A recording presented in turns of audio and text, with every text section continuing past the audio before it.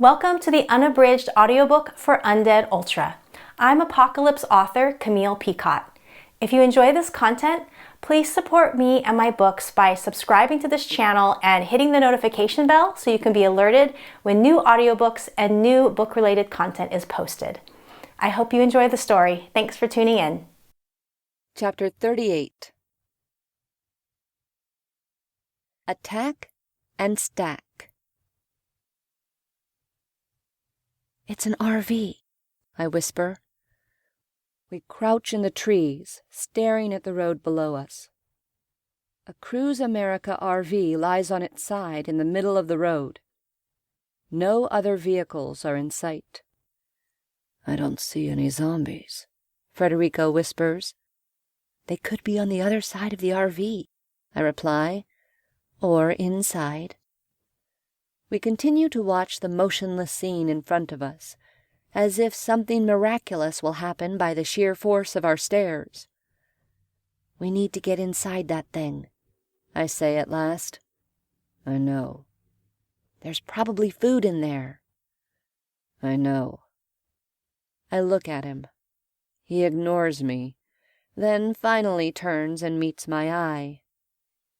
"There's probably a kid or two in there," he says at last. I swallow, understanding the self-loathing in his expression. "We could move on," I say, "but it might be a while before we get another opportunity as good as this. The next wreck might be a 10-car pileup with 30 zombies to contend with." "I know," he grunts. "I'm just being a pussy. Come on.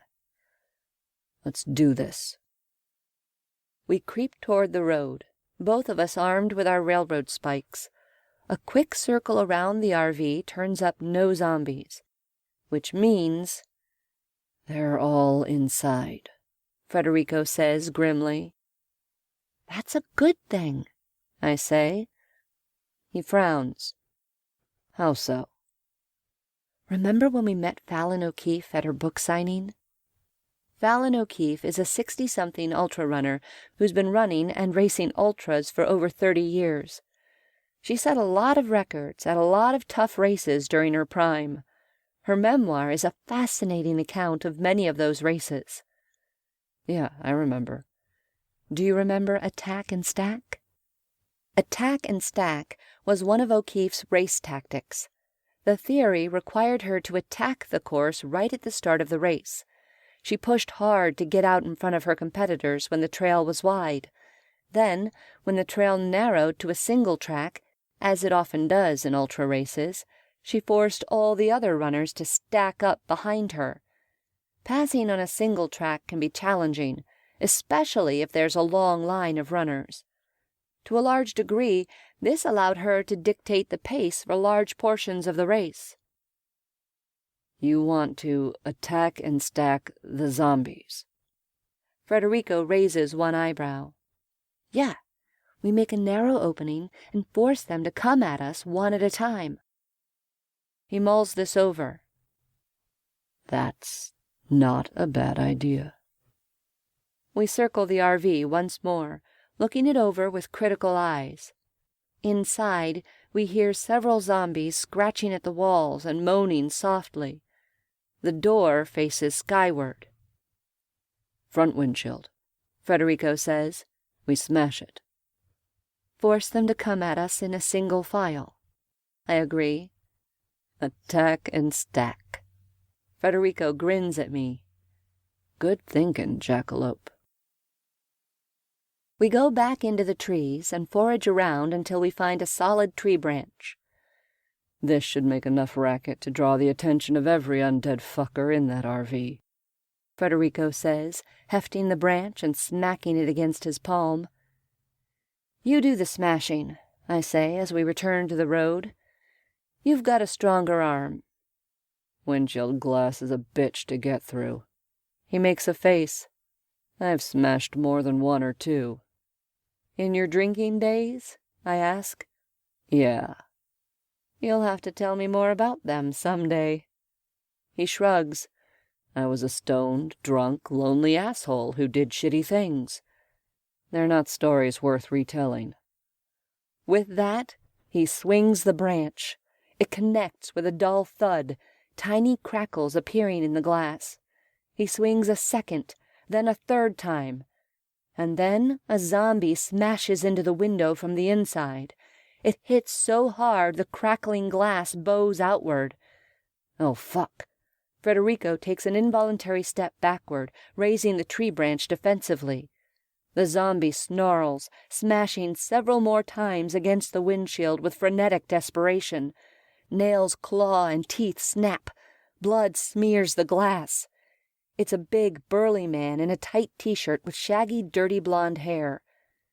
I experience a terrifying moment where I imagine an RV full of WWF-sized zombies rushing me and Federico en masse.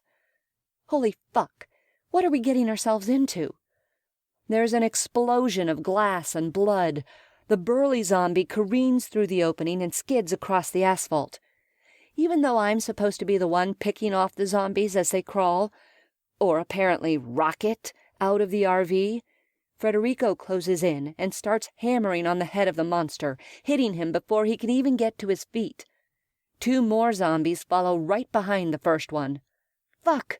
The plan was to deal with these fuckers one at a time. But the hole in the windshield is larger than expected, thanks to the rabid, dinosaur-sized zombie. And the 2 undead crawling out are children. Fuck me.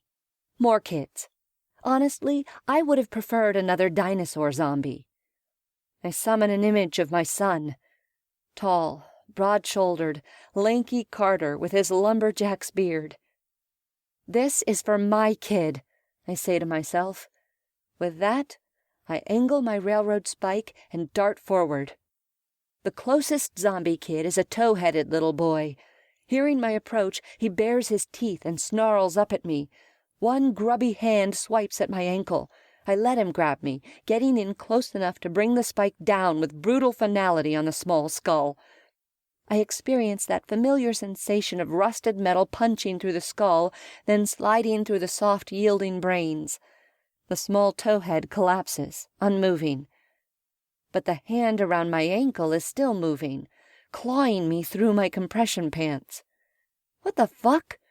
I try to step away, but the little hand is like a shackle. I stumble, falling backward onto my ass. I frantically jerk my leg, trying to free it from the little boy's grasp. At first, I think it's some weird zombie rigor mortis.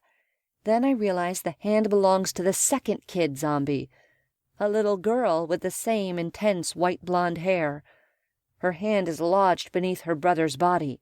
Saliva drips from her mouth as she snaps her teeth at me. Using my ankle as an anchor, she hauls herself forward.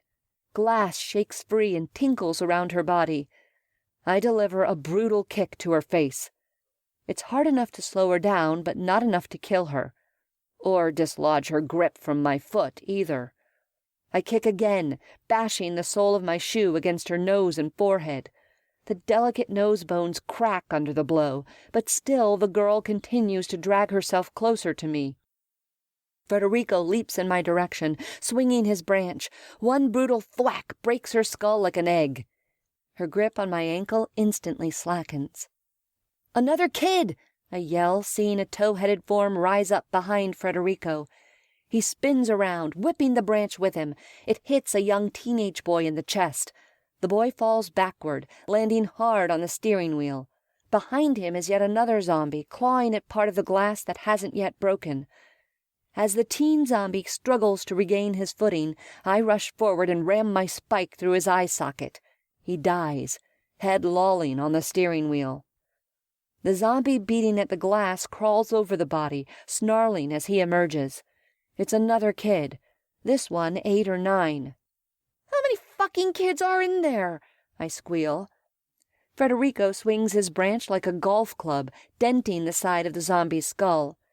The undead kid collapses, blocking the opening. Behind him comes growls and howls. "There are more inside," I say, staring dismally at the blocked opening. "We have to pull the body out of the way," Federico says. "Give the others a way out." Honestly, I was hoping there were only 4 people inside. We've already killed 5. I grimace. Maybe we should move on. Are you kidding? Federico gives me an incredulous look. Your attack and stack idea is brilliant. It's working. We can't stop now. Just think of all the food waiting for us inside. He's got a point. Okay. I heft my spike and get myself into a balanced position. Pull the body out. Federico grabs the arm of the dead zombie and yanks it out of the opening. As soon as he does, a 6th zombie scrambles free. It's the mother. Her pale hair is streaked with gray and she looks pregnant. Very pregnant. She rushes me, but I'm ready for her. I sidestep, letting her tear past me. As she does, I stick out a foot and trip her. She sprawls, growling and gnashing her teeth all the while.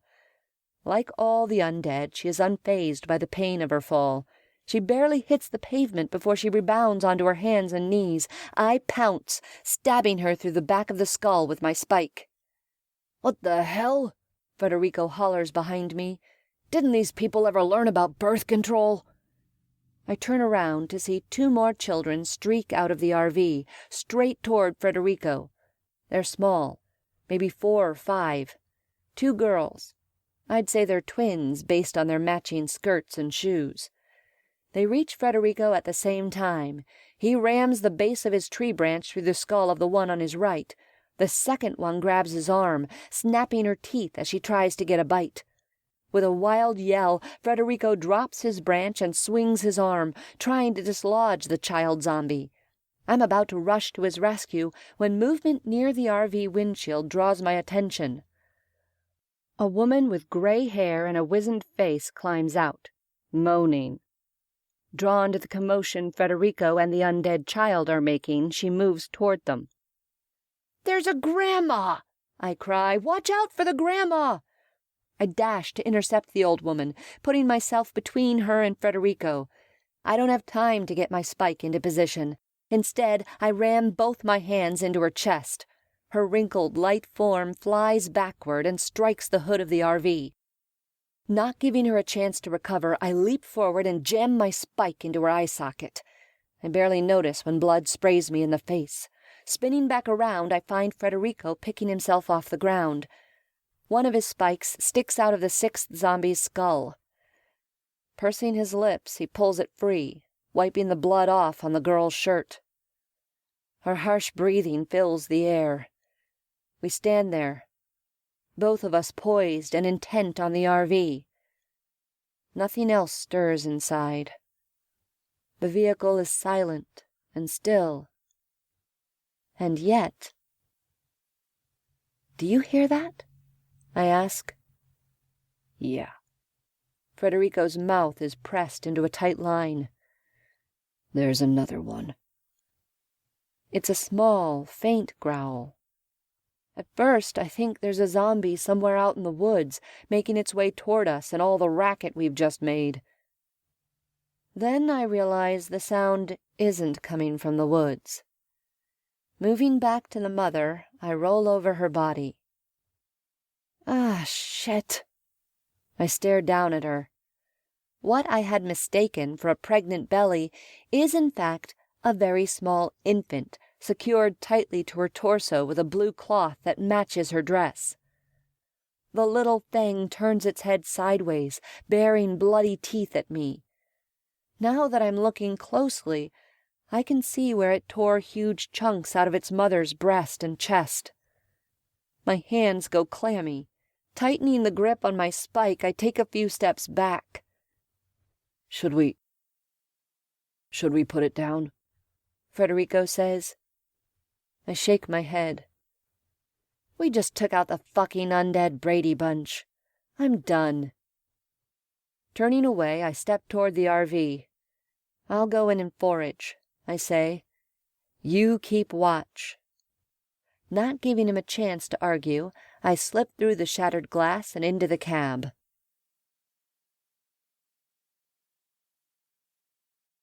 Chapter 39. Paperclip. A few years ago, a neighborhood raccoon was hit by a car outside our house. The poor animal had the grace to drag itself off the road and onto our front lawn, where it died. Animal control won't remove any animal on personal property, so the disposal of the raccoon corpse fell to Kyle. Being an efficient man, not overly burdened by details, Kyle scooped up the raccoon with a shovel and dumped the body into our garbage can. We then went camping for 2 weeks, during which time the raccoon body commenced the decomposition process. Inside the RV is an aroma similar to the one that plagued our trash can after the raccoon incident, only multiplied by 10. If we hadn't gone to such efforts to empty the RV of zombies, I would have moved on. I partially unwrapped my shirt from around the collar, pulling it up over my nose and mouth. Breathing through an open mouth, I will myself not to gag. After hauling the dead teen off the steering wheel, I steel myself and venture into the RV. The next 30 minutes are spent ransacking the interior. I get 2 pillowcases from the sleeping loft and fill them with everything edible I can find. And with 9 people living in this tiny RV, there's a shit pile of food. Canned chili, canned peaches, canned corn, and SpaghettiOs make up the bulk of the foodstuffs. There are enough cracker-type foods to stock an aisle at Walmart. Wheat Thins, Goldfish, Cheez-Its, pretzels, Triscuits, Cheetos, and Ritz peanut butter sandwiches. Dessert for this family consisted of Hostess Twinkies and cupcakes. There isn't a bottle of water in sight, but there are several cases of juice packs for kids. I rip open a case of apple juice and dump the boxes into a pillowcase. I leave behind the stuff that requires preparation: top ramen, mac and cheese, and rice-a-roni. I rummage through the kitchen and find 2 forks, 2 spoons, a can opener, and, miracle of miracles, a tube of superglue. Superglue can be an ultra-runner's best friend. I stash it in the pocket of my running pack. In the tiny bathroom, I score a portable first aid kit, complete with Band-Aids, scissors, and Neosporin. Pretending not to see the blood smeared all over the RV interior and pooled on the floor near the sofa, I grab my pillowcases and haul them up to the cab. "I don't suppose you found any bolt cutters inside?" Federico asks as he takes the pillowcases from me. "No, but I found a first aid kit. We can take care of our blisters." "How about a paperclip?"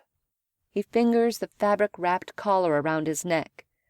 "There's got to be something in there to help us get these fuckers off our necks." I duck back inside and continue my rummaging. After pawing through 2 drawers in the galley kitchen, I let out a garbled exclamation of triumph. "There's a whole box of paperclips in here," I call out. "The jumbo ones." "Thank God. Bring 'em up." I scramble back outside and present the tiny box of paperclips to Federico as if it's a bar of gold from Fort Knox. I eagerly unroll the shirt from around the collar. Wet dirt showers down as I do. The bells ring softly, making me wince. Federico bends open a paperclip and leans forward to inspect the chain. I feel him blow against the lock at the back of my neck, clearing away the dirt. Then the metal of the paperclip scrapes the inside of the mechanism. A few seconds later, the lock pops open. I let out a sigh of relief as the collar falls into my hands. I momentarily close my eyes, reveling in the weightlessness around my neck. There are chafe marks under my chin, but nothing worse than that. "My turn." Federico pushes the paperclip at me. "It's a cheap lock. Just poke around and it'll come free." Careful not to make too much noise, I set my collar on the ground, then get to work on Federico's. I've never picked a lock in my life, but he was right about the locks being cheap. After twisting and prodding for a minute, it pops open. Federico wads the collar into a ball and hurtles it through the broken window of the RV. There's a loud racket when it lands, making me wince. Did you have to do that? I scowl at him. Yeah, he replies tersely. I did. Come on, let's eat. We haul the pillowcases a quarter-mile into the woods. Finding a small clearing covered with damp pine needles, we settle down. It's been about 65 miles since our last food binge. Time to fuel up. We spend the next 45 minutes in graceless consumption of food, passing the can opener back and forth. A pile of discarded packaging grows next to us. I barely taste the SpaghettiOs as I shovel them into my mouth. Federico sucks down the syrup after polishing off a can of peaches. I use a few squirts of apple juice to clean a smear of blood off my arm. In a perfect world, we wouldn't binge like this. There's a good chance one of us will get an upset stomach. But there's no way to carry the food we need for a run of this magnitude, and it's not like we can count on a well-stocked aid station every 10 miles. No, we have to eat when we can. I used to buy these for Alicia when she was a kid. Federico holds up a box of Hostess cupcakes. I always brought them home after a drinking binge, hoping she'd forget the fact that I'd been gone for 2 or 3 days. It really pissed off her mother. Can't blame her for that, I reply. They don't exactly qualify as food. Despite this statement, I help myself to 2 of them. Did it work? Did what work? Federico looks up around his own mouthful of Hostess. The bribe. Did Alicia forgive you for being gone when you gave her the junk food? He shrugs, swallowing the last of his cupcake. When she was little. By the time she was a teenager, she'd wised up to my game. I remember the day I brought them home wrapped with a red bow. She was 12. She said, Dad, those will make me fat and rot my teeth. If you really loved me, you'd buy me an iPhone. I snort with laughter. Smart kid. Did you get her one? His shoulders sag. Couldn't afford one. Wasted all my money on liquor and pot. We eat the rest of our meal in silence. By the time we're finished, there are only 2 boxes of Triscuits left. A huge mound of trash sits next to us. Federico's brow is still furrowed in self-revulsion. Knowing there's nothing I can say to make him feel better, I find a semi-comfortable spot against a tree and remove my shoes. The tread is 2/3 gone, worn down over the nasty miles behind me. Gingerly, I tug off my socks. The blisters I find underneath are to be expected after 100 miles. I get to work, lancing blisters and applying Neosporin. The second toenail on my left foot comes off. I toss it to the forest floor without a second thought, barely noticing the pain. Pulling out the superglue, I apply small drops between the wounds and the loose lanced skin on top. It stings like hell, but it'll wear off in a few minutes. When it dries, I'll have a nice hard shell over the raw skin. The loose skin on top will stick to it, creating an extra barrier of protection. Way better than Band-Aids in a situation like this. After a moment's thought, I even decide to apply superglue to the top of the toes with missing nails. The skin is tender and sore. A little extra protection will be a good thing. When I'm finished, I toss the blister kit in Federico's direction. I lie on my back and elevate my feet against the tree trunk. They hurt like hell. Just 15 minutes, I tell myself. 15 minutes to let blood drain from my feet while Federico takes care of his blisters. I stare up at the blue sky, determined to keep my eyes open. Kate, wake up. It's time to go. A gentle hand squeezes my shoulders. My eyes snap open. I'm on my back, feet still propped against the tree. A bit of drool warms the right side of my jaw. I roll sideways, getting guiltily to my feet. Sorry. I rub at my eyes. How long was I out? 30 minutes or so. Federico's easy smile is back. You want to take a quick nap? He shakes his head. I'm feeling okay. We're not too far from Laytonville. I'm anxious to get to Alicia. I nod in understanding, wondering where Carter is and if he's safe. A knot of anxiety immediately forms in my stomach, and I force myself to focus on the task at hand. I take the 2 remaining boxes of Triscuits and open them, then tear a corner of the bags to let the air out. I pass one bag to Federico. He has a zippered compartment on the outside of his pack where the crackers fit. I shove mine into the hydration compartment, on top of the water bladder. Ready? I ask, surveying the mess we're leaving behind in the clearing. It's hard to care about litter when the world has ended. Ready, Federico replies. Chapter 40. Strong enough. Mile 105.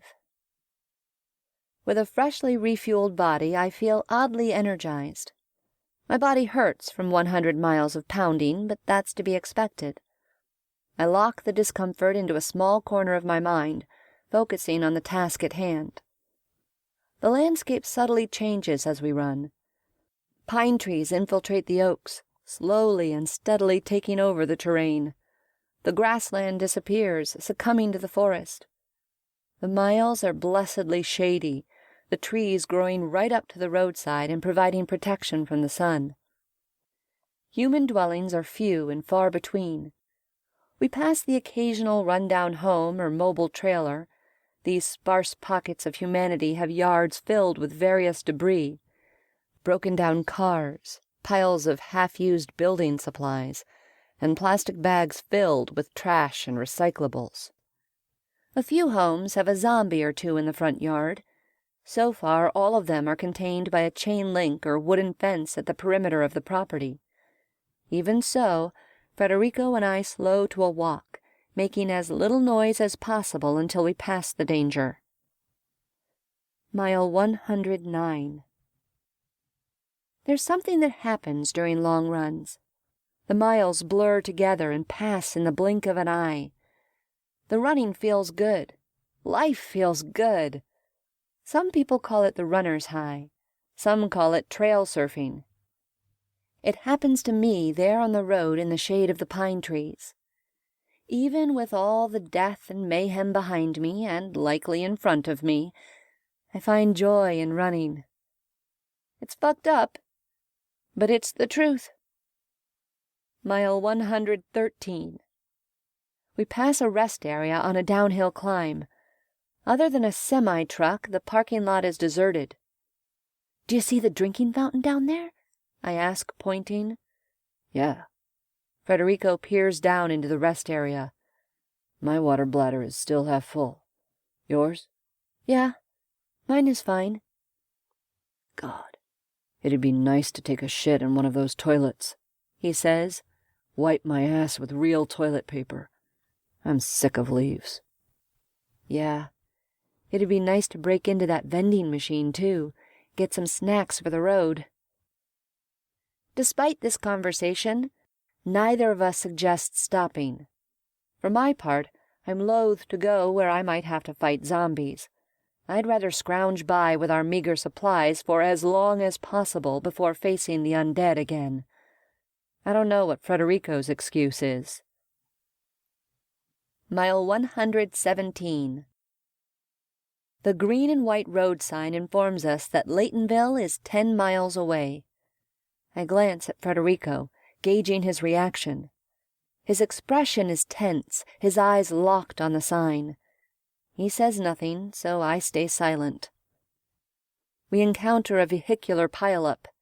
We skirt around it, scrambling up a steep embankment and picking our way through ferns and underbrush. By the time we make our way back to the road, the wreck is far behind us and out of sight. God, please let Alicia be alive, I think.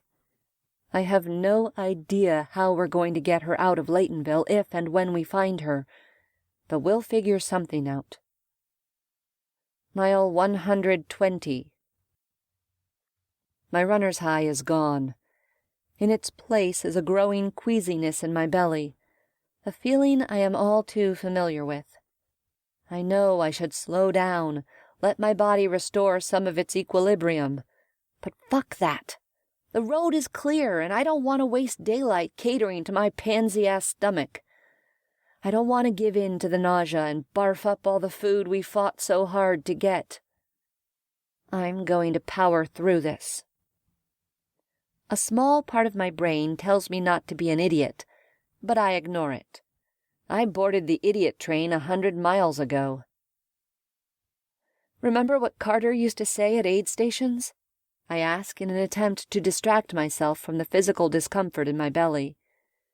Federico doesn't bother to look up, but I see the corners of his mouth twitch. You've never been any closer to the finish line. I laugh at the memory. It didn't matter if Carter met us at mile 11 or mile 96. He always said the same thing. Thinking of my son brings a mix of achy despair and desperate love. Sometimes it really pissed me off when he said that, Federico says. Yeah, me too. Especially when I was really hurting. I tilt my head, taking a moment to soak in the view of the trees towering above me. But sometimes it gave me a much-needed dose of optimism. Me too. Carter got his optimism from Kyle. Yeah, he did. The temporary mirth fades from Federico's face, replaced by the same tension I saw earlier by the Laytonville sign. He's thinking about Alicia. When we find her, we're going to have to figure out another way to travel, Federico says. She can't run. Maybe we can find bicycles, I offer. Yeah, maybe. He falls silent, and I know he's doubting his ability to convince her to come with us. I mentally calculate our odds of avoiding detection by zombies and military personnel while on bikes. I like our odds better on foot, but we can't expect Alicia to run. For that matter, I haven't even considered how I'm going to get Carter out of Arcata when I find him. He can't run either. At least, not like Federico and me. You don't finish a race by obsessing about the finish line. You finish a race by taking one step at a time. You focus on every turn in the trail, every climb, every decline, always putting one foot in front of the other. First, we find our kids, I think. Then we figure out how to get them to safety. Mile 124. Fucking shitballs. Why was I such an idiot? I stand on the side of the road, sides heaving. The SpaghettiOs I ingested 20 miles ago lay in a nasty pile by my feet. You need to walk it off, Federico says. Come on. No, I snap. We need to keep moving. Federico gives me a firm look. We're not stopping, just moving at a slower pace. Come on. I open my mouth to argue. As I do, my stomach gives another heave. This time canned chili comes up. What a waste, I grumble. Power walk, Federico says. Just keep moving. I nod, knowing he's right. Slowing down will help my body right itself.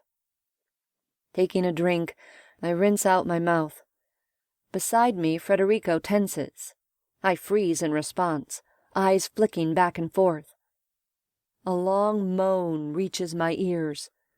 My head snaps around. A single zombie ambles around a curve in the road ahead. Federico clamps down on my wrist, pressing one finger against his lips. I nod in understanding. Maybe, just maybe, if we remain silent, the zombie won't notice us. It's a teenage girl in a long yellow sundress. Even from a distance, I can see the blood matted in her short blonde hair. More blood smears her face, giving the illusion of a lipstick application gone bad. My stomach gives a violent roil. Bile rises in my throat. No, no, no! I hunch over, pressing both hands against my abdomen, and swallow. Not now. I shut my eyes, willing my stomach to settle. The zombie lets out another long, low moan.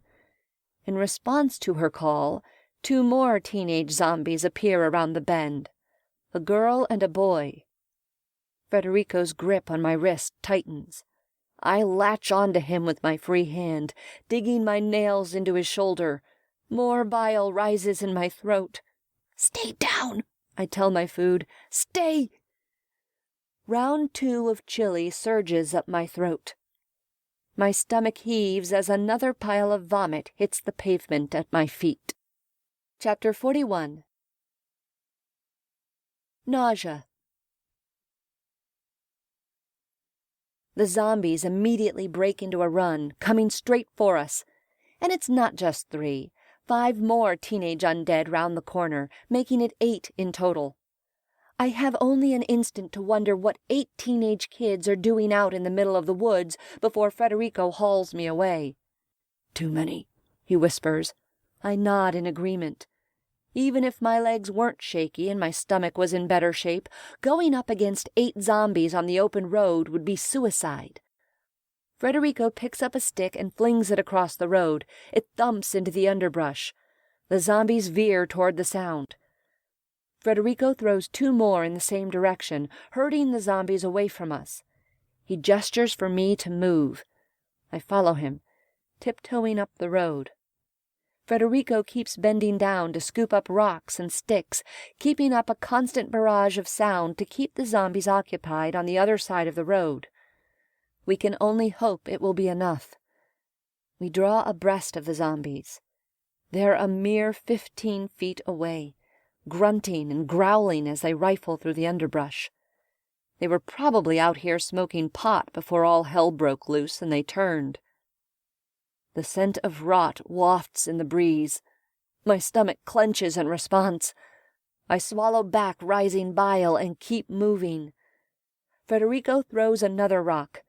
A zombie boy shifts, and the stone that should have flown into the trees hits the undead in the shoulder instead. The creature grunts and spins in our direction. A long, low growl issues from his throat. We freeze. The other zombies turn, heads cocked as they listen. The girl in the yellow dress flares her nostrils, sniffing. She takes 1 step toward us, then another. Wild fear rises within me. I imagine this is how deer feel when being stalked by a mountain lion. I look at Federico, running 1 finger along the rusted spike that rests in my pack strap. A silent question. Do we fight? I lick my lips nervously, eyes moving between my friend and the zombies. He hesitates, my fear reflected in his eyes. He gives the barest shake of his head. No. No, we don't fight. I nod in agreement. 8 against 2 are impossible odds. We'd be overrun in minutes, if not seconds. Federico and I are many things, but we are not ninjas. The sundress zombie takes another step in our direction. Her lips pull back from her teeth in a snarl. My mouth goes dry. My palms grow sweaty. My stomach clenches painfully, violently. This time it's the Cheetos that choose this instant to develop an exit strategy. They surge up my throat and eject out of my mouth in a gooey, orange stream. The zombies rush us en masse. Even as I wipe a ribbon of vomit from my chin, I break into a sprint. Federico follows suit, the 2 of us plowing up the road. Now that we're running, the zombies lock on to the soft tap of our feet. I pump my arms and legs, propelling myself forward as fast as I can. I don't consider myself a sprinter, but I can haul ass for short distances. So can Federico. He streams along beside me, curly gray ponytail bouncing between his shoulder blades. Think we can outrun them on the road? I huff. We have to. I'm too tired for another forest run. I understand how he feels. At almost 130 miles, our senses are dulled and exhausted. Neither of us has the focus or the strength for a good forest bushwhack right now, not to mention my upset stomach. The zombies move at a decent pace, though it soon becomes apparent that Federico and I are outstripping them. Even exhausted, we're stronger runners than the undead. A mile in front of us, Laytonville comes into view. The tiny town bisects Highway 101. Even from afar, I can see why Federico wasn't thrilled to have his daughter living here. There's a scattering of homes, a biodiesel gas station, a beat-up motel, and a quilt shop. It's the sort of town that offers little to no opportunity to its residents. "Do you see what I see?" Federico asks. "The jeeps?" "Yeah." At the edge of town are 3 abandoned military-issue jeeps. One of them is crumpled against a light pole. Another sits in the middle of the road, doors flung wide open. A third one lies upside down in a pile of broken glass. Bright orange road cones are scattered on the pavement. There are only 2 zombies in the road with the cars. Or at least only 2 zombies we can see. They're civilian zombies, though, not military. Where are the soldiers? Glancing over my shoulder, I see the sundress zombie and her posse 200 yards behind us. We're ahead of them for now, but how long will that last? Let's take the car. I can't believe I make the suggestion, but I don't see a better option at the moment. "Agreed," Federico huffs. "I'll take the zombie on the left," I say. "You take the other one." In silent response, my friend draws his railroad spike. The zombies at the car wreck hear our approach. They straighten, heads turning in our direction, and growl. If I weren't on the verge of puking up more Cheetos, I'd probably have paused to admire the swift efficiency with which Federico and I dispatch the 2 undead. As it stands, we don't even pause to wipe the blood off our faces before jumping into the jeep. I land in the passenger seat, slamming the door as Federico dives into the driver's seat. He lets out a bark of satisfaction. "Keys!" he crows, jingling the ring that still hangs in the ignition. He fires up the vehicle and throws it into reverse.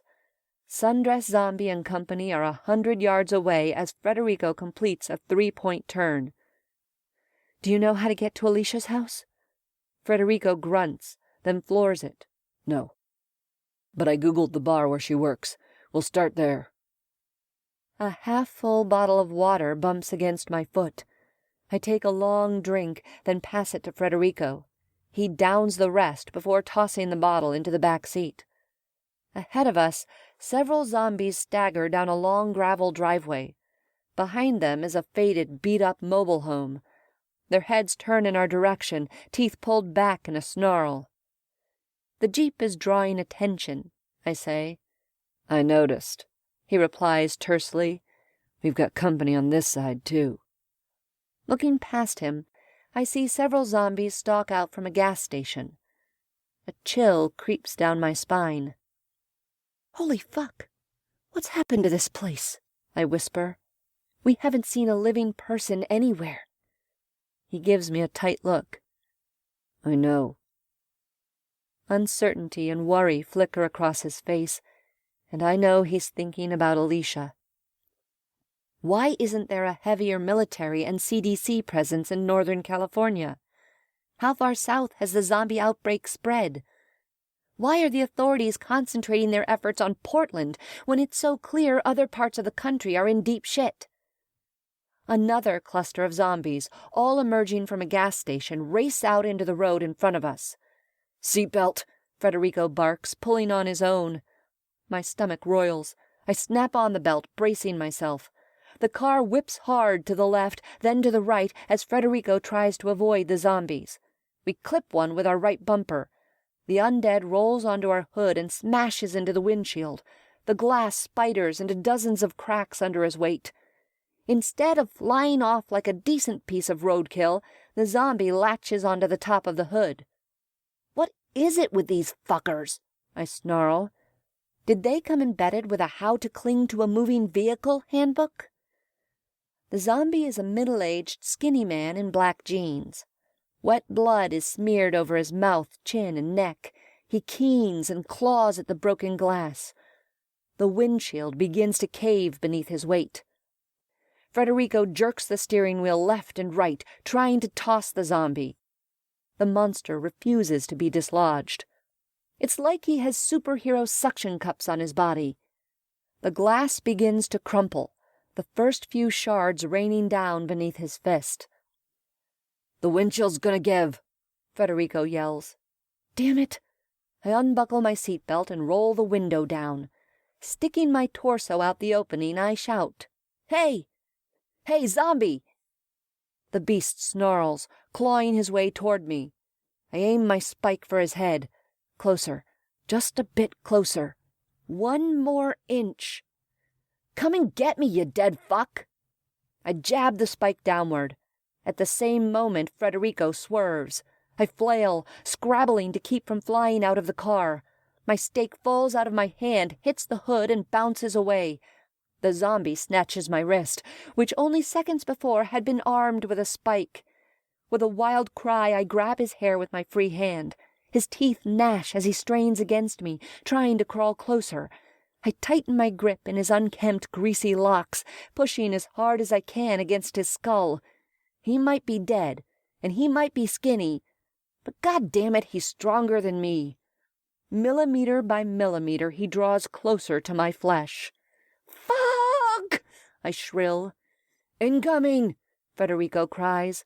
"Hold on, Kate!" I have just enough time to brace my feet against the floor and push my butt into the door before Federico swerves wildly to the left. He misses 3 zombies, but hits a 4th. The car bucks as it rolls over the body. Bile rises in my throat. Teeth brush my skin. I scream, pushing on Biker Zombie's head with all my might. His teeth continue to gnash, the tips bruising my skin. And then the Cheetos make another grand exit, spraying out of my mouth. The vomit hits Biker Zombie in the face and sprays my captive wrist and hand.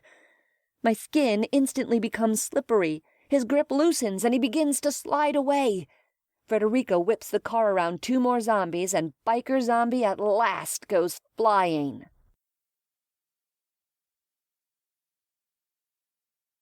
Chapter 42. Nothing but the dead. Saved by vomit. That's a new one. Who would have thought ultramarathon digestive issues would save my life? Shaking from the near miss, I drop back inside the car. "You okay?" Federico's voice is loud with panic. "Did it bite you?" "I'm okay." I wipe bits of vomit from my hand onto the upholstery of the car. Fucker couldn't hold on to me once I puked on him. "Thank God." Federico lets out a breath, sinking back into the seat. He opens his mouth to say more, then abruptly lets out a peal of hysterical laughter. "Way to go, jackalope." I give him a weak smile in return. We exit the tiny town of Laytonville, population of 1,027, according to the sign at the city's northern perimeter, with several dozen zombies behind us. The car was a bad option, I say, staring back through the rear window. It drew too much attention. "There were no good options," Federico replies. "We took the only one that made sense at the time." "Where's the bar where Alicia works?" "A mile or so out of town." I chew on my lower lip. We have to lose the undead assholes before we get there. Any ideas? Ditch the car and figure out a way to rig the horn? I roll this over in my mind, watching the zombies pursue us. There isn't a lot to slow them down. The road is uncluttered and mostly straight. Many of them run, managing a decent speed despite being blind. They still trip and fall, but the lucky bastards don't register pain and are always back on their feet in seconds. "What if we just ditch the car and leave the motor running?" I ask. "Blare the radio like we did in Cloverdale." Good idea. He glances in the rearview mirror. We have to do it now, before we get closer to the bar. Okay.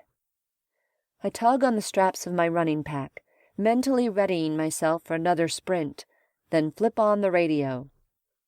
Country music fills the car. My hand hovers over the volume knob, ready to blast the twangy tune. I'm ready. Let's do this, Federico says through gritted teeth. Adrenaline surges through me as Federico jerks the car to the side of the road. I turn the volume to max, then throw open the door and rocket out of the seat. I pump my arms, shoes grinding in the grit of the road margin as I break into a sprint.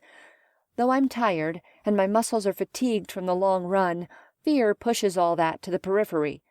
I drive myself forward. I veer onto the asphalt, feet finding better traction for my shoes. Federico bails out on the other side and streaks up the road. We fall into step beside one another as soon as we clear the car. Pine trees rise on either side of us, lining the road like sentinels.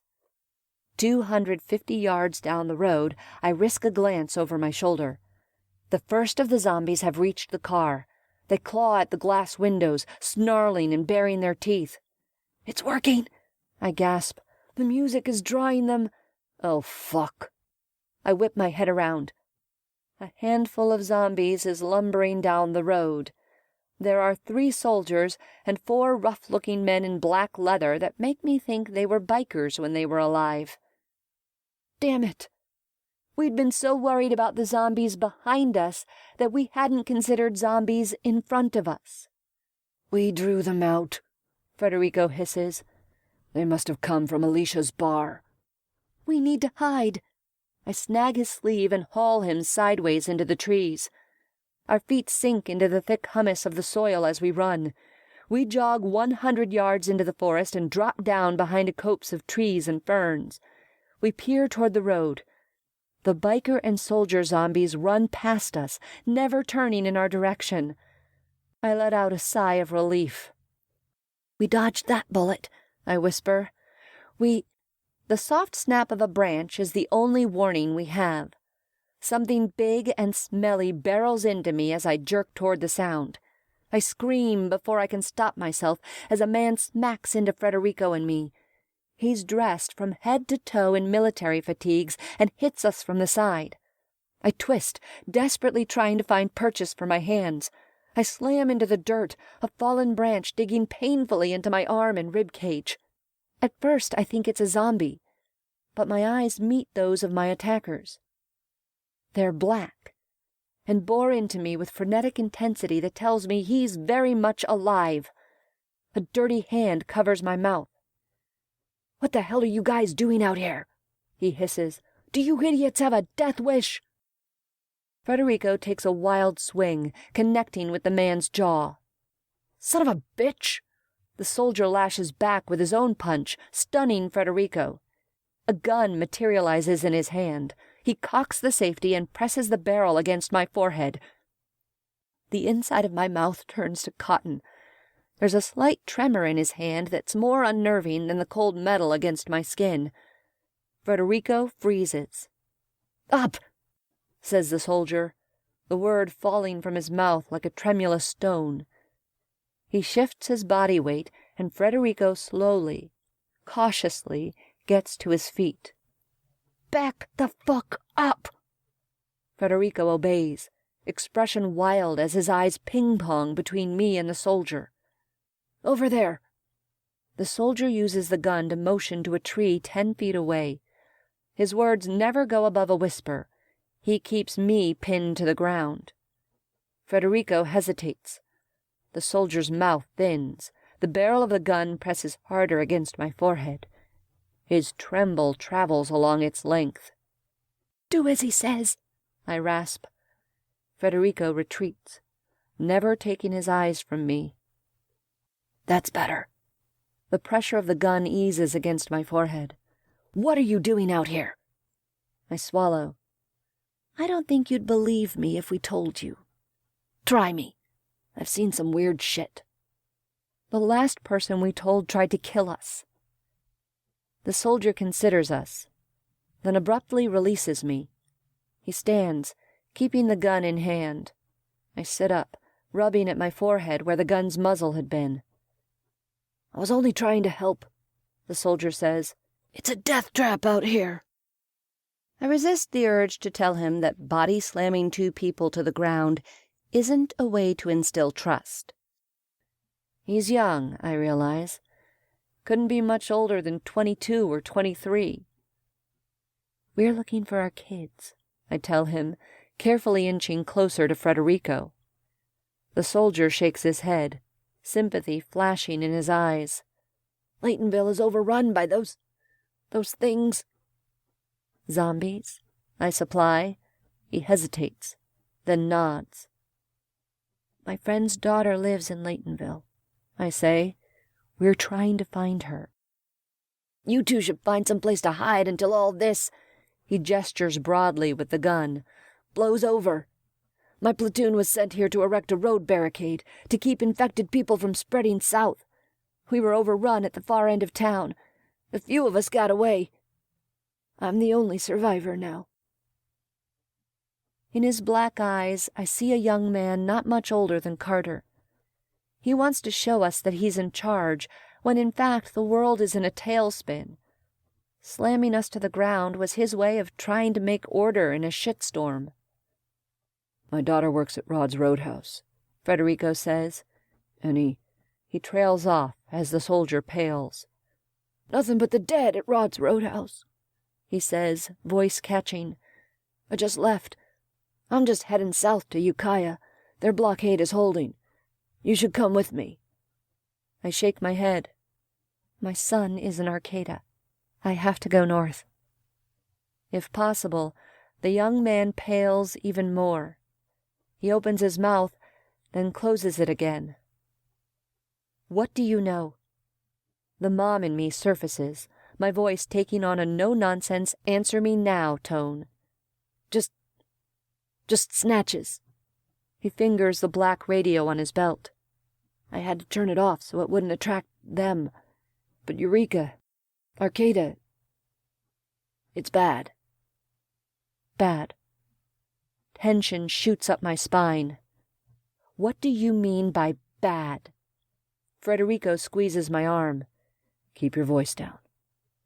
I force a lower whisper. "What do you mean by bad?" The soldier licks his lips.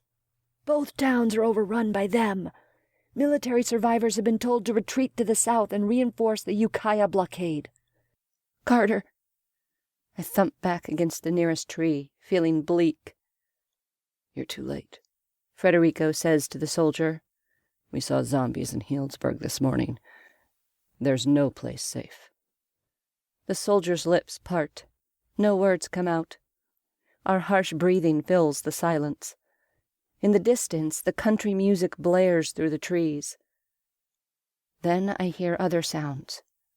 A moan and a snarl, both of them much closer than I'd like. I peek around the copse of trees. Despite our attempts to be quiet, we've managed to draw the attention of two military zombies. They're moving through the forest in our direction. "John and Zach," the soldier says, voice leaden as he stares at the approaching zombies. "We have to move." I hesitate, then say to the soldier, "Come with us." I don't relish the idea of bringing him with us, but I'm afraid if he leaves us, he'll do something stupid and get himself eaten. Or worse. "I have to go to Ukiah." His black eyes fix on the approaching zombies. "You need to keep yourself alive." Federico clasps his shoulder, giving him a gentle shove in a northward direction. "Kate's right. You should come with us." He breaks into a lope. I fall into step beside him.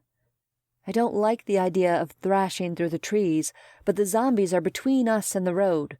What choice do we have? The soldier follows us.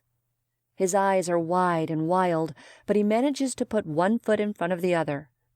I wish he'd put the gun away, but now isn't the time to argue about it. We stumble across what looks like a deer path. I jump onto it, figuring it to be better for speed and silence. I'm right. The noise of our passage nearly disappears with the firm path beneath our feet. The zombies slow in their pursuit, turning their heads as they attempt to track us. We run another 50 yards. I put a hand on Federico's arm and signal him to stop. The car music continues to blare in the distance. 30 seconds tick by. 60.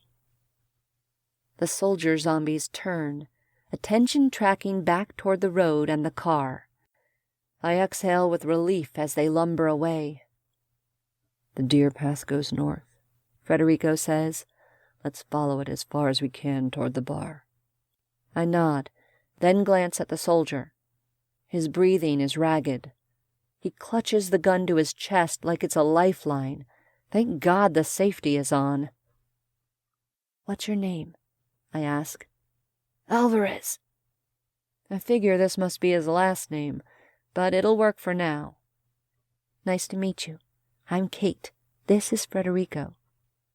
We're two crazy fucks who want to find our kids, Federico says. Don't get in our way, and you can stay with us. His curtness tells me just how on edge he is. He breaks into a lope, leading us onward. The deer path zigzags through the woods, meandering in a northward direction. 20 minutes later, the trees begin to thin. Do you see that? I ask. Is that a building up ahead? Yeah. His jaw tightens. That's Rod's Roadhouse, where Alicia works. I recognize it from Google Earth. You don't want to go there, Alvarez says. They're all dead. Shut the fuck up. Each word falls from Federico like a stone. The ferocious gleam in his eyes makes Alvarez clutch his gun a bit more tightly. I squeeze the young man's shoulder and give him what I hope is a reassuring smile. His upper lip is beaded with sweat, and he won't meet my eye. Bringing him along may have been a mistake, but what choice did we have? He's just a scared kid. We slow to a walk. Details of Rod's Roadhouse materialize as we draw near. There are bodies in the gravel parking lot, some in biker leathers, some in regular clothes, and a few in military fatigues. I see 2 military jeeps, at least a dozen motorcycles, and a few cars. Alvarez licks his lips, eyes glued to the scene. The wood siding of the bar has faded over the years to a washed-out brown. Patches of graffiti have been painted over with different-colored paint, making the outside look like a schizophrenic patchwork. Rod's Roadhouse. Once a big white sign with red lettering is now faded and pitted with holes and cracks. The D is missing completely, making it look like Rose Roadhouse.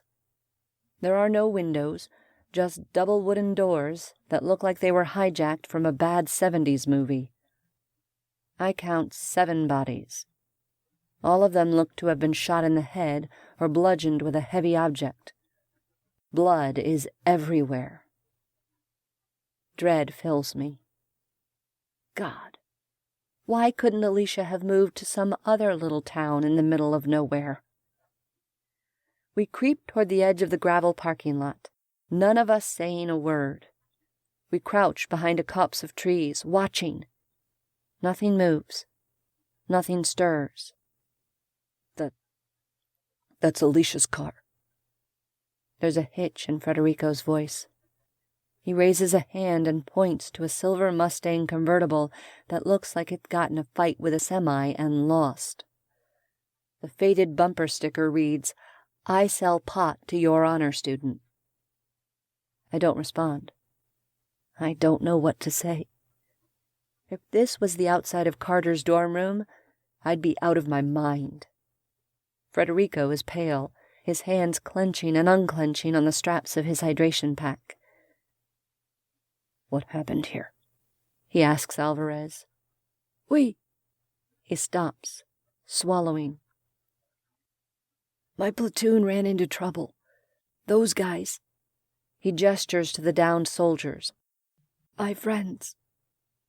His mouth works, as if he has more to say, but no words come out. A glazed look fills his eyes. I get the feeling he's reliving whatever horror unfolded here. "Hey." I squeeze his shoulder. "It's okay. You're okay." Alvarez blinks, coming back to the present. "I have to find her." Federico stands up, eyes fixed on the heavy wooden double doors. "I have to go in." I rise with him. The last thing I want to do is go into this shithole of a bar that probably has zombies inside, but I don't have a choice.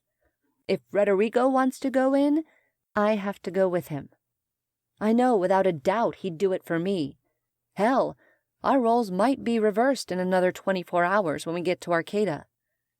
My hand itches for the phone I no longer have. I want to text Carter and tell him what's going on. Part of me knows I might not make it out of Rod's Roadhouse. If I'm going to bite the big one, I want Carter to know about it. "You can't go in," Alvarez croaks. "The things, they're inside, they're—" Federico's face darkens. I hold up a hand to silence Alvarez before he can further agitate my friend. It's clear we should move on, but Federico won't go anywhere until he lays eyes on his daughter. "Let's be smart about this," I say after a moment. "Let's see what we can find in the way of weapons on the bodies, then figure out a way to get inside without getting ourselves eaten." I give Alvarez a look, a silent warning not to try and talk us out of this. He shrinks in on himself, eyes locked on his dead friends. Federico approaches the first of the bodies. Using the dirt-encrusted sole of his running shoe, he flips it over. Alvarez stays crouched on the edge of the woods. I make my way to one of the dead bikers. It's a heavy-set woman in chaps and a leather jacket with 6-inch fringe. She's covered with bite marks. Several of her fingers have been chewed off. There's a bullet hole through the center of her forehead. Swallowing against the nausea in my gut, I force myself to go through her pockets. I don't find any weapons, but I do find the next best thing, a cell phone. I yank it up, swiping the screen. A text to Carter is already half-drafted in my head. A prompt for a passcode comes up. Shit. God damn it. I hurl the phone to the ground with a surge of frustration. Alvarez startles, fumbling his gun but managing not to drop it. "What's wrong?" Federico, poised over another body, looks up at me. There's a haunted look to his eyes that does not bode well. I shake my head. "Nothing." What's a locked cell phone compared to what he's going through? After a thorough search of the bodies, we have 2 handguns and 6 knives between us. I hesitate when Federico holds one of the guns out to me. I've never handled a gun before, let alone aimed and fired one. What if I shoot myself in the foot, or something equally stupid? "You can have them," I say. "I'll stick with the knives." They're scary-looking things, the smallest of them at least 6 inches long. "You should take one." He presses the cold metal into my hands. "Just in case." I open my mouth to argue. Federico gives me a look so fierce that all protest dies on my tongue. I silently take the gun. Not knowing what else to do with it, I slip it into the waistband of my compression pants. "There's a bathroom window in the back," Alvarez says, taking a few tentative steps into the parking lot. "You can get in that way. The back door, it's, barricaded." We don't ask for details. My gut tells me we really, really do not want to go inside this place. I look at Federico. In his face, I see my own anxiety for Carter reflected back at me. If this were where Carter worked, nothing would stop me from going inside. There's got to be a way to get in without attracting attention. I scan the parking lot, searching for inspiration. My eyes land on one of the military jeeps. "Kate, you don't have to come with me." Federico levels a grim expression at me. "I know I'm walking into a shitstorm, but I have to know if she's in there. I cut him off. We're in this together. We came to find our kids. Besides, I glance at the Jeep. What worked once can work twice, right? I have an idea. You two are crazy, Alvarez whispers. I give him a faint grin. You have no idea. If you're enjoying this story, be sure to check out Zombinist Invasion, my Cold War zombie series. It combines the classic nostalgia of movies like Red Dawn with the mayhem and horror you'd expect in a zombie story. Available on Amazon, Kindle Unlimited, and audiobook retailers. Chapter 43. Alicia. I lay out my hastily assembled plan to Federico and Alvarez. The men nod as I explain, even though Alvarez looks like he wants to vomit. Just wait here, I tell him when I finish. We'll come back for you afterwards. No.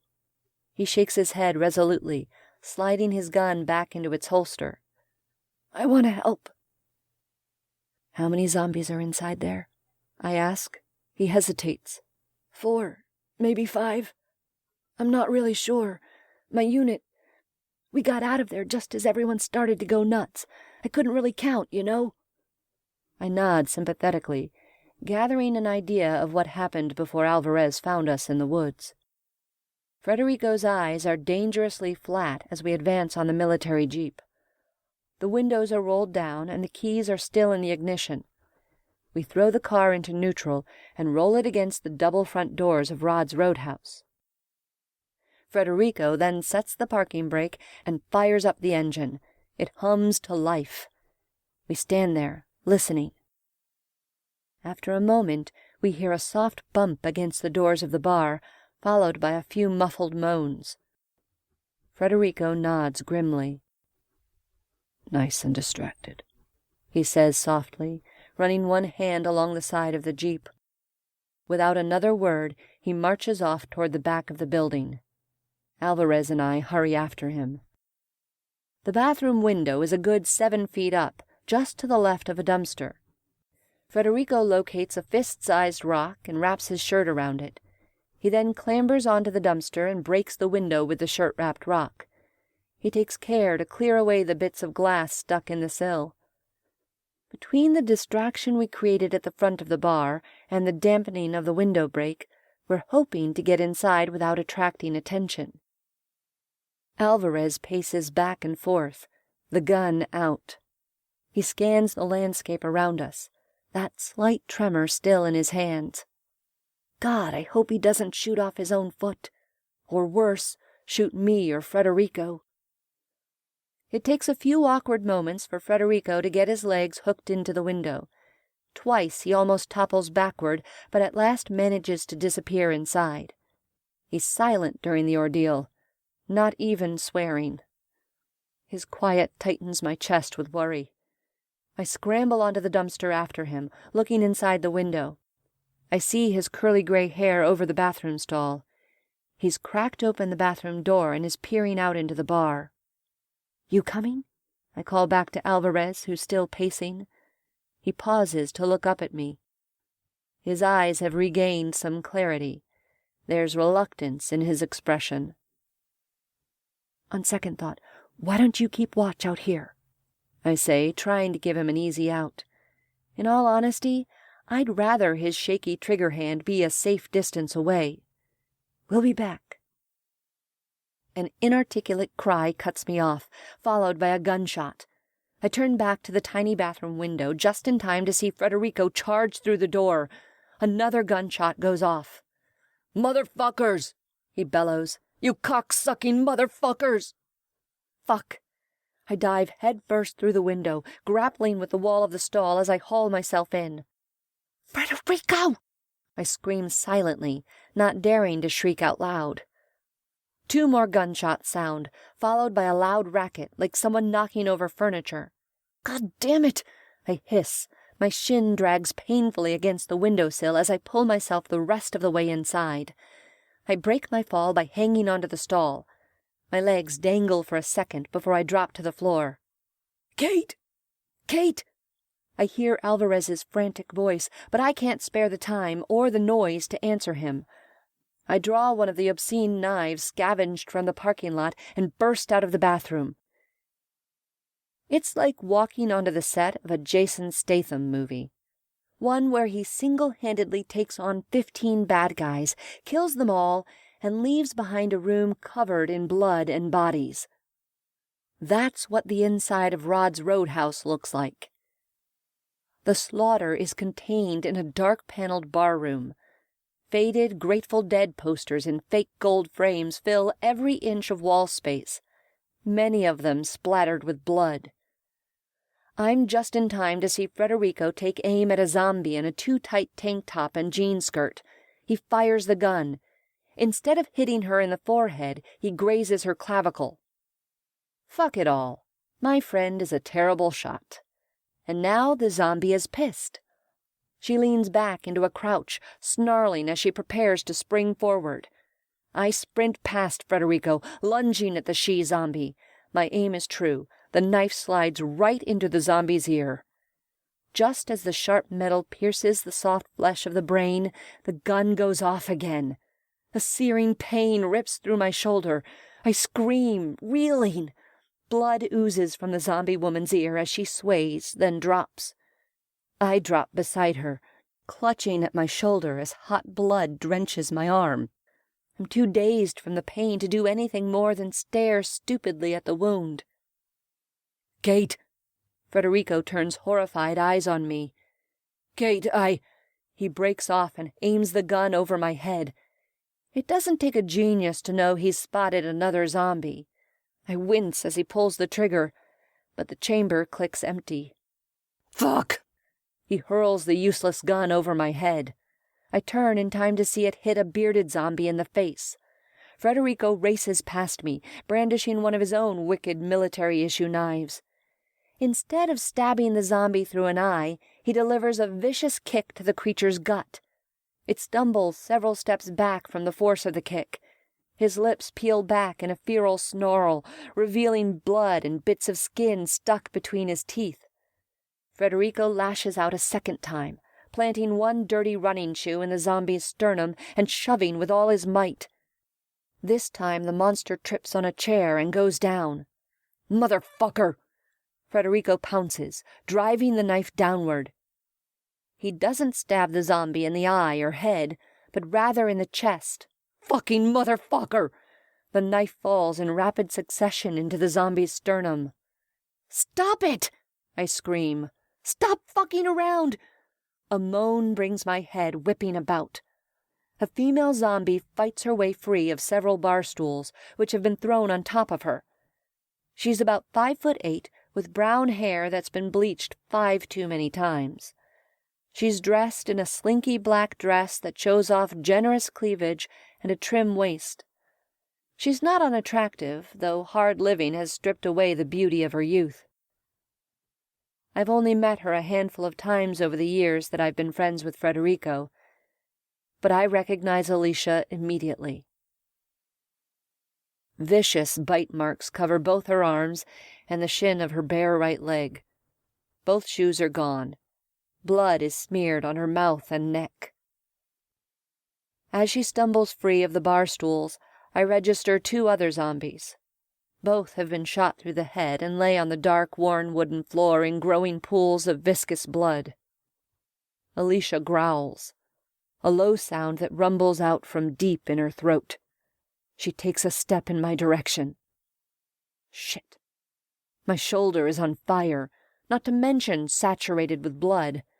I am in no shape to grapple with a zombie. She takes another step toward me, reaching out with both hands. Her lifeless white eyes roll in their sockets. I fumble the dreaded gun out of my waistband. The feel of it in my hand turns my stomach to lead. Licking my lips, I thumb back the safety. "Don't shoot her!" Federico screams. "Don't you dare fucking shoot her!" He barrels past me, face and clothes spattered with gore. Grabbing another bar stool, he drives it into Alicia's chest. She snarls, slashing at him with her nails. Federico bears her to the ground, pinning her beneath the stool. He breathes raggedly as he struggles to hold her down. "Federico, what the hell?" I stagger toward him, still clutching the wound in my shoulder.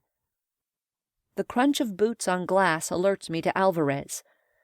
The young soldier steps out of the bathroom, eyes wide as he takes in the scene. I barely notice him. "You shot me!" I snap at Federico. "What the fuck? What happened to waiting for me so we could check out the scene before rushing in like kamikazes?" I'm too exhausted and in too much pain to properly filter myself. I regret the words as soon as they leave my mouth. "Sorry." Federico doesn't even look my way when he delivers the apology. His eyes are pinned on his daughter as she thrashes beneath him. His fists are clenched into two white-knuckled fists atop the bar stool. "Help, Kate," he barks, jerking his chin in my direction. Alvarez licks his lips, then nods. He approaches the bar where we stand, picking his way through the bodies, most of which were already dead before we got here. I sway, the pain getting the better of me. I'm sure in the realm of bullet wounds mine is pretty minor. But fucking hell, this is the first time I've ever been shot, and it hurts like a motherfucker. I thump onto a tabletop, gripping my shoulder as blood boils past my fingers. Alvarez rummages behind the bar, tossing bottles onto the counter. Behind him is a giant chalkboard scrawled with a list of munchies sold by the bar. French fries and burger are nearly obliterated by gloppy spatters of blood. Alvarez finds a tiny first aid kit, the sort stocked at grocery stores. Gripping the kit in one hand and a bottle of vodka in the other, he grimly marches toward me. "Let me see," he says. I pry my hands off the wound. Using what looks like a paring knife, Alvarez cuts away my shirt sleeve. Next, he opens the vodka bottle and gingerly dumps the liquid down my arm. I yelp at the searing pain, then grit my teeth to keep from making more noise. Through my haze, I see Federico reach for a bottle of tequila sitting on the bar. Never taking his eyes from Alicia, he pulls out the stopper with his teeth and raises the bottle to his lips. Understanding what's about to happen, I leap to my feet. "No!" The shout rips from my throat. "Put that down, you idiot!" He ignores me and takes a long swig, one foot resting on the bottom rung of the bar stool to keep it in place over Alicia. "Federico!" I don't care how much noise I'm making. "Don't do this, please!" He throws his head back, chugging the golden liquid. I rush toward him, trying to wrestle the bottle away with my good hand. He shoves me away, his face twisted into a mask of fury. "Stop it!" I lunge back toward him. He lifts the bottle into the air, out of my reach. With his free hand, he snags the gun out of my waistband. I freeze. My friend, my best friend, gives me a wrathful look. With the tequila bottle in one hand and the gun in the other, he says, "Get away from me, Kate." "Federico," I whisper, unable to staunch the sudden flow of tears. All his years of sobriety have just gone down the drain. My mind flashes back to that day so long ago when Kyle talked him off the ledge and kept him sober. God, I wish I knew what my husband had said to him that night.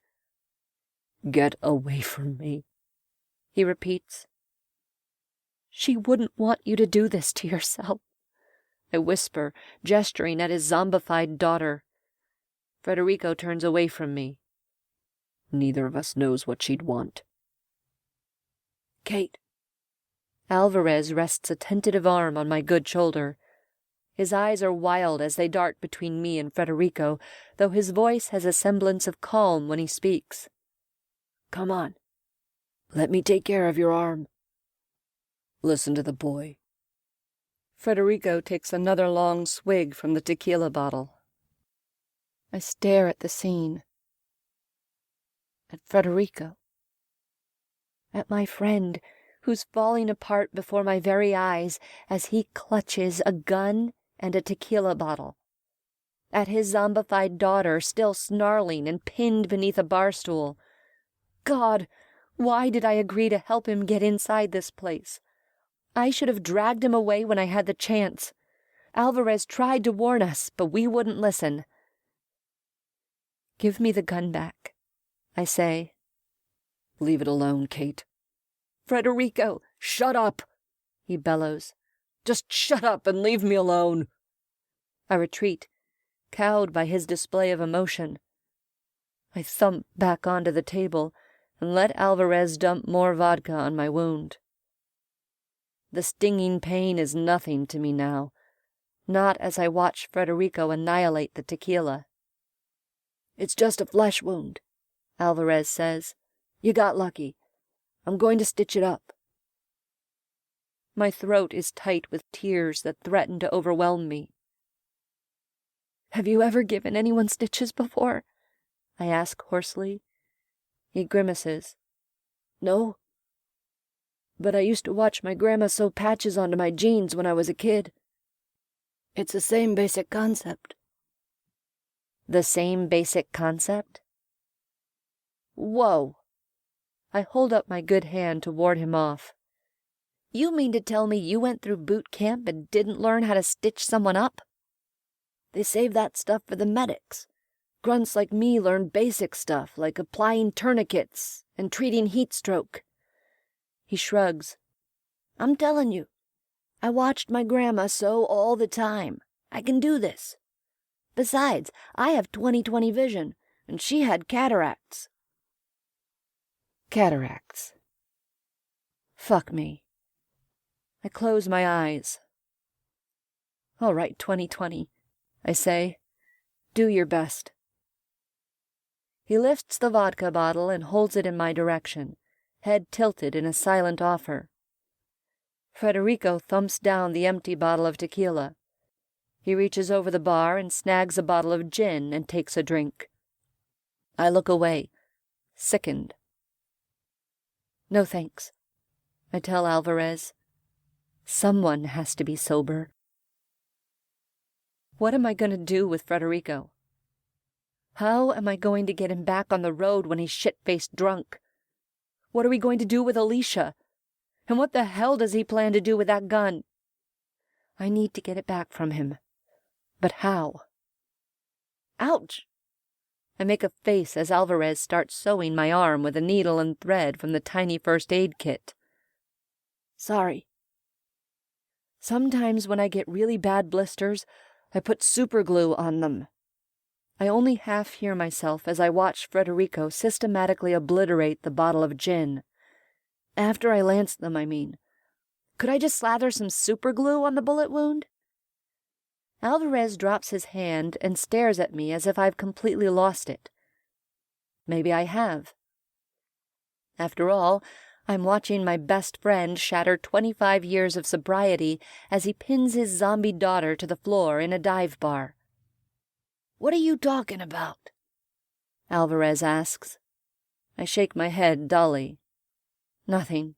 Just running stuff. For the first time, he takes in the details of my appearance. The running shoes, the hydration pack, the compression pants. Probably my smell and the vomit splatters on my shirt as well. Or maybe he just chalks those up to the apocalypse at large. Are you guys out running? He asks. Yeah. His lips part in surprise. That's why you're still alive, he breathes. You're not drawing attention when you move on foot. When my platoon moved in at the south end of town. He shakes his head. I think the jeeps drew them out. Wait. His gaze sharpens on me. You guys are planning to run to Arcata? I nod. That's insane, he breathes. How far have you come so far? I shrug, then glance at my watch. 128.3 miles. His eyes bug. Holy shit. You guys are those crazy ultramarathon runners. I saw a documentary on people like you once. How long have you been running?" "We left Geyserville around 10 yesterday morning." Alvarez levels a look at me. "You guys are fucking crazy," he declares. "No more crazy than what's going on in the world around us." Alvarez purses his lips in response and continues sewing. I do my best to ignore the sting every time the needle pierces my skin. Federico continues to chug away on the bottle of gin. My heart breaks with every swallow he takes. For the first time since I lost Kyle, I'm glad my husband isn't with me. It would kill him to see what I'm witnessing. "I'm sorry, baby. I'm so sorry." Federico's broken voice is slurred. He leans over the bar stool to look brokenly down at his daughter, the gun gripped in his hand. He's finished off the bottle of gin. His curly gray hair in complete disarray shields his face. Alicia growls, sightless white eyes rolling up toward her father. The gun. My eyes are locked on it. I have to get it away from him. Licking dry lips, I rise from my seat on the table. Alvarez shifts, clearly planning to join me, but I shake my head. No reason to risk both of us. Federico? I take 2 steps toward my friend. You need to put the gun down. His head whips in my direction. His expression is wild and lost. He looks again at Alicia. He lifts the gun. Panic seizes me. I have a flash vision of him blowing his brains out. No! I lunge, but I'm not fast enough. Federico fires the gun twice. If you're enjoying the Chapter 44. Separate Ways. The bullets slam into Alicia's forehead. The silence that descends is thunderous. Federico drops the gun to the floor and staggers into the kitchen. I hear the sound of plates breaking and pots being hurled against the wall. He's going to draw every zombie within a 10-mile radius, if we haven't already with all the gunshots and shouting. I force myself to look at Alicia's body. Her face is a bloody mess. I cover it with a bar towel, then hurry into the kitchen with Alvarez on my heels. I find Federico winding up to hurl a serving platter against the wall. "Stop it!" I keep my voice soft and seize him by the wrists. "Damn it, I know you're hurting, but you're going to get us killed." "Let 'em come," he slurs, wrenching away from me. "I don't give a flying fuck." He flings the platter like a frisbee. It connects with the stainless steel dishwasher, denting the machine before falling to the floor and breaking into 6 pieces. Frustration rises in me. You may not give a fuck, but I do. Carter is still out there. "Carter's dead. Just like my girl. This was a hopeless quest, Kate. We both knew it. We're both just too fucking stubborn to admit it." He kicks the remnants of the platter, sending them flying through the air like shrapnel. "I'm sorry you lost Alicia," I say desperately. "This isn't the way to cope, please.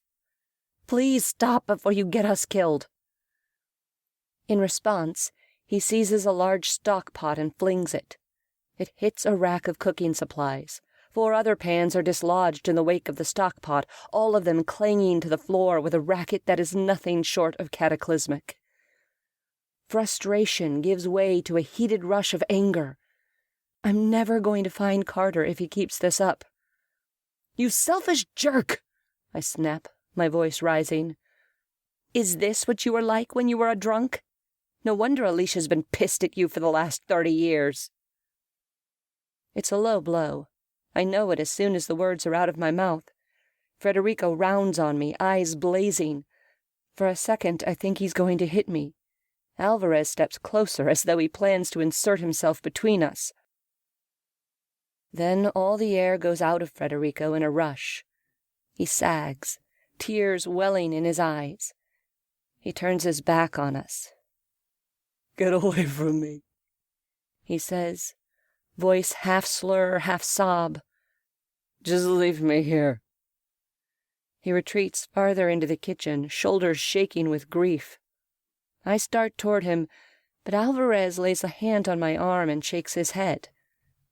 I hesitate, then nod reluctantly. We retreat back to the main room. He needs a few minutes, Alvarez says, as though he's the authority on grief. Hell, for all I know, maybe he is. I trudge into the main room and thump onto a pool table. My eyes bleakly roam the room, so much of it covered with blood and bodies. Then I spot something smooth and red behind the bar. My spine straightens. What? Alvarez asks. That's a phone.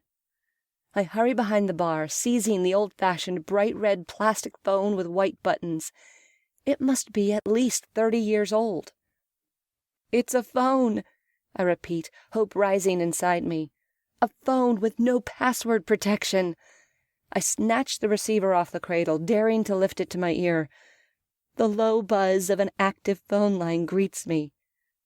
It's working, I breathe. I dial Carter's number, grateful I'd memorized it when I purchased his cell phone instead of just relying on my contacts list. It rings, and rings, and rings, and then... Hello? Carter! Carter! My voice is half sob, half breathless. Mom? Yeah, baby, it's me. Where are you? The caller ID says Rod's Roadhouse. We're in Laytonville. Me and Federico. I lean against the wall, resting my forehead against the worn wood paneling. I can't stop the tears of relief that drip down my cheeks. Did you find Alicia? I exhale sharply. Mom? Yeah, sweetie. Yeah, we found her.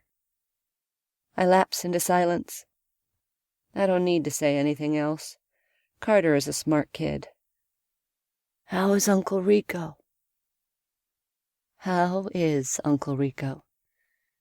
The question is like a 100-pound weight on my shoulders. He's struggling, I say. I'm giving him a little space. How are you doing? Are you safe? Silence. Carter? I'm safe as can be, Mom. What the hell is that supposed to mean? What? Arcata is overrun, Mom. His words are clipped and bleak. Turn around and go back to Healdsburg. No fucking way. The words come out harsher than I'd intended. No way I'm going back. Another long silence. Mom, you need to listen. The school is overrun. My friends and I are holed up in the Creekside Lounge with a few other students. We've barricaded the doors, but the zombies are everywhere. The soldiers. They rolled in here with the Hummers and guns and other weapons. There's been a lot of panic. The internet is still working, and Johnny's laptop still has some battery. We've been tracking the news. It's bad, Mom. I know, I reply, looking at Alvarez. I know Eureka has fallen too. So has Laytonville. And Alicia, too, I think with an ache. There's no safe place out here, baby. I'm coming to find you. A pause.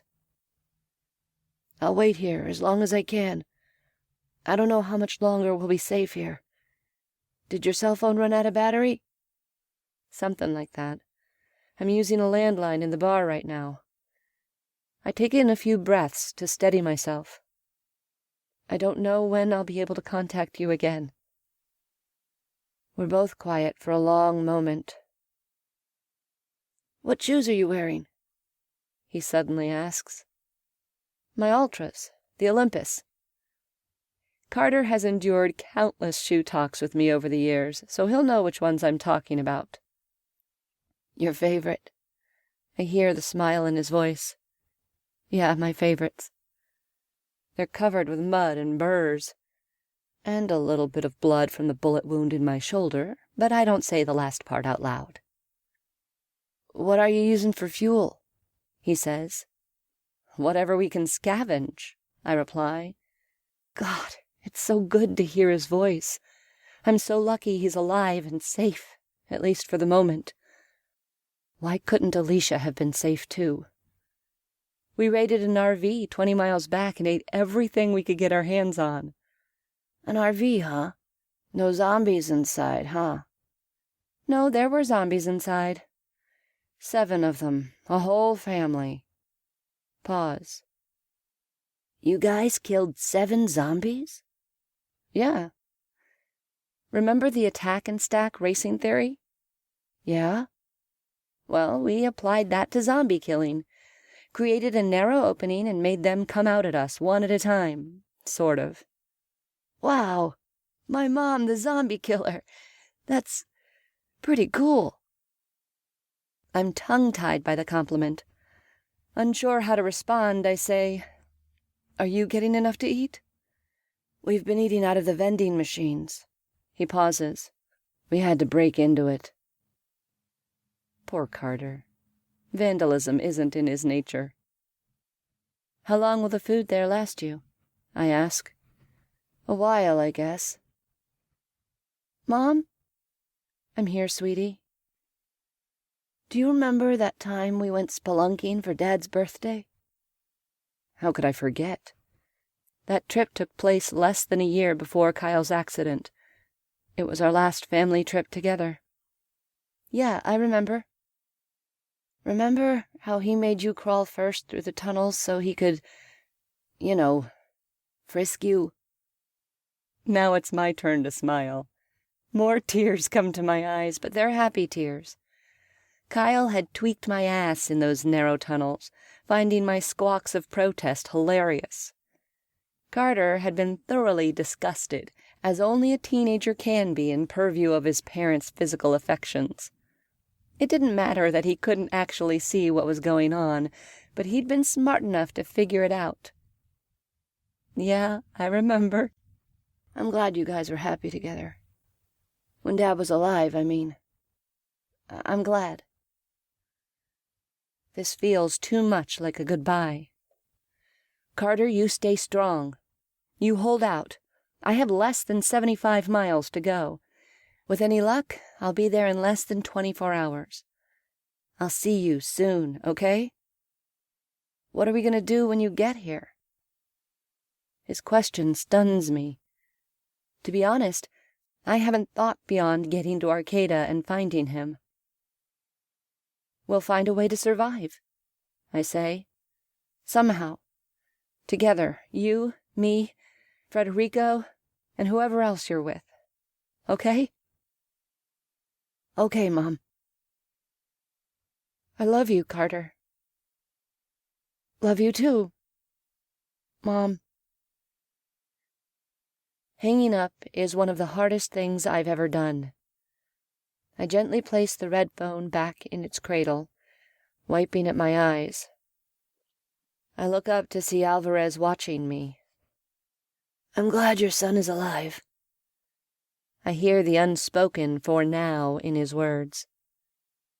Some dim part of my mind tells me I might be in Federico's shoes in less than 24 hours. What will I do if I find Carter dead and zombified? The thought is too horrible to contemplate. No, I can't think that way. I need to believe my son is alive. It's the only thing that will keep me going. Carter is strong, and he's smart. He'll be okay, I say. Federico and I are going north. Will you come with us? We're safer in a group. We can look out for each other. He hesitates, then shakes his head. No. I study him. He avoids meeting my eyes. You're going on to Ukiah, aren't you? To join the soldiers there? He flinches, like I've caught him in a lie. I could never keep up with you guys anyway. I ran a half marathon once, but that's as far as I've ever gone. What if they've already been overrun? I say quietly. What if... I ran, He blurts out. When shit got thick in the bar, I ran. He stares at his shoes, shameful red creeping up his neck. I am very careful not to stare around at the slaughter that surrounds us. I should have died here with the rest of my platoon, He says quietly. So you're going to Ukiah to make up for not dying here?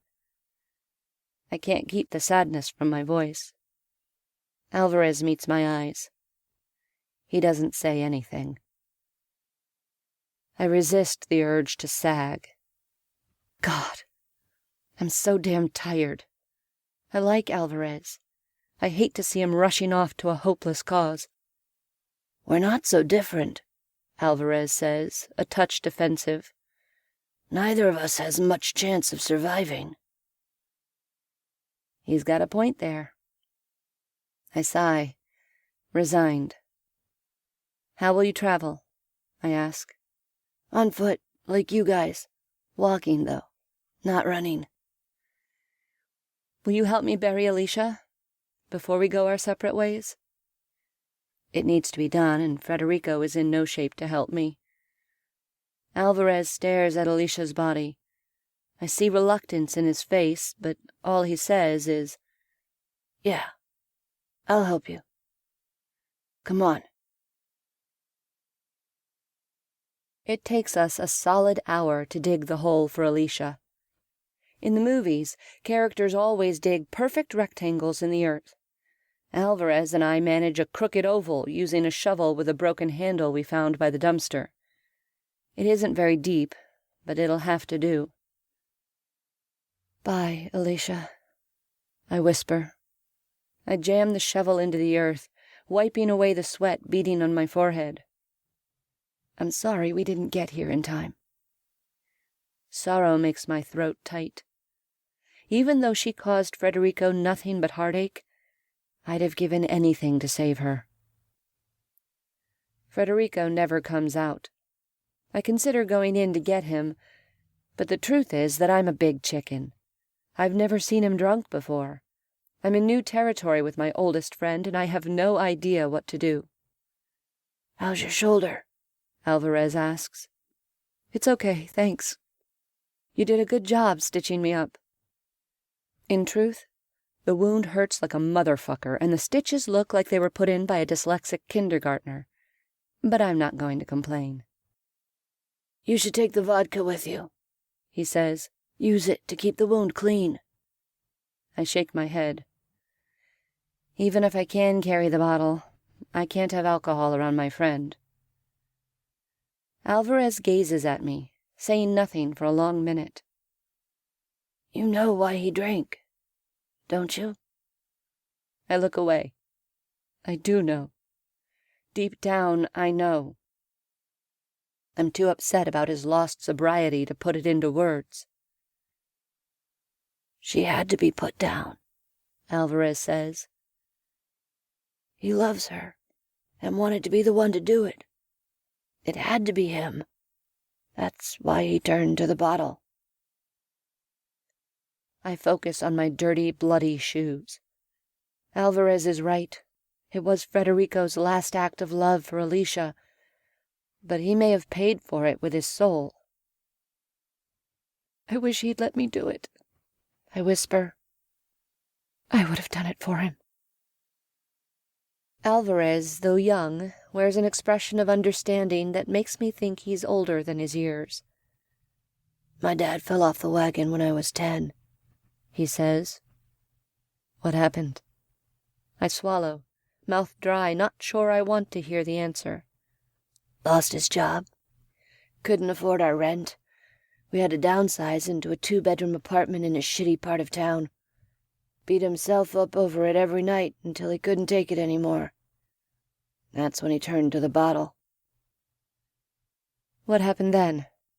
I mean, after he lost his sobriety? Got caught pissing in public in a grocery store parking lot. Had to register as a sex offender for it. Alvarez sighs. It's a sad sound. He got sober again after that, but he's carried around that label ever since. Our eyes meet. I want to say something wise, something comforting, but I've got nothing. After that, Alvarez and I return inside. On the way in, we step over the bodies of 3 zombies we had to kill before digging Alicia's grave. They'd been drawn by the racket made during Federico's breakdown. We find my friend in the far corner by the walk-in freezer, knees pulled up to his chest. A bottle of cooking sherry is in his hand. He is in the process of sucking it down like it's the elixir of life. Something in me snaps. I stride over to him and yank the bottle out of his hand. This stops now. I overturn the bottle, letting the sherry sluice onto the floor. I expect him to rage, or maybe cry, maybe both. What I don't expect is for him to turn glassy eyes up at me. Those eyes, cradling infinite pain, roll up into his head. He collapses at my feet. Federico? I drop to my knees and give him a rough shake. Federico! Alvarez, surprisingly calm, checks his pulse. Unconscious, he pronounces. Fuck! I draw the word out in frustration. Stalking to the sink, I turn the cold handle. To my surprise, water sputters out. I grab a frying pan out of the sink, probably one of those Federico threw in his fit, and fill it with water. I dump it unceremoniously on his head. Nothing happens. Shit, shit, shit! I stare down at his unconscious form. What am I supposed to do? Just sit here until he wakes up? While Carter is stuck in the dorm lounge waiting for me? You could put him in the Jeep outside, Alvarez says. There's a long stretch of open road through the forest. You can probably drive a little way without worry of attracting a horde of zombies. I consider this. Where's the next military checkpoint? The town of Scotia. Or at least that's where it was. He shakes his head. I don't think it's there anymore. That haunted look comes back into his eyes. I'll take the car. It's my best option, considering the circumstances, even though cars have been nothing but trouble. I glare sadly at Federico's still form. Will you help me move him? Alvarez and I spend 20 minutes scavenging supplies before setting ourselves to the task of moving Federico. It takes us another 15 minutes to haul him outside and get him strapped into the Jeep. It's been humming away quietly all this time. 2 zombies have wandered into the parking lot, which I dispatch with the shovel we used to bury Alicia. Alvarez watches me in silence. You're gonna make it, he says after I've bludgeoned the second zombie to death. You're insane and tough. I hold the shovel out to him. It's soiled with sticky blood and bits of hair and dirt. Take it, I say. It's quieter than a gun. He takes it solemnly. Bye, Kate. Good luck. Good luck, Alvarez. I take a moment to memorize his face, knowing it's unlikely I'll ever see him again. Nice knowing you. I give him a quick hug. With that, we go our separate ways. Alvarez disappears back into the forest, a duffel bag slung over one shoulder. He holds the shovel in the opposite hand, using it as a walking stick. I get into the driver's seat of the Jeep and pull out onto the deserted road, heading north with my drunk, unconscious friend. Would you like another free Undead Ultra audiobook? Head over to my website at www.camillepicott.com and join the VIP Bunker. Inside the VIP Bunker, you'll get instant access to Dawn Patrol, the Undead Ultra prequel audiobook, completely for free. So what are you waiting for? Head on over to www.camillepicott.com and join the VIP bunker. Hope to see you there.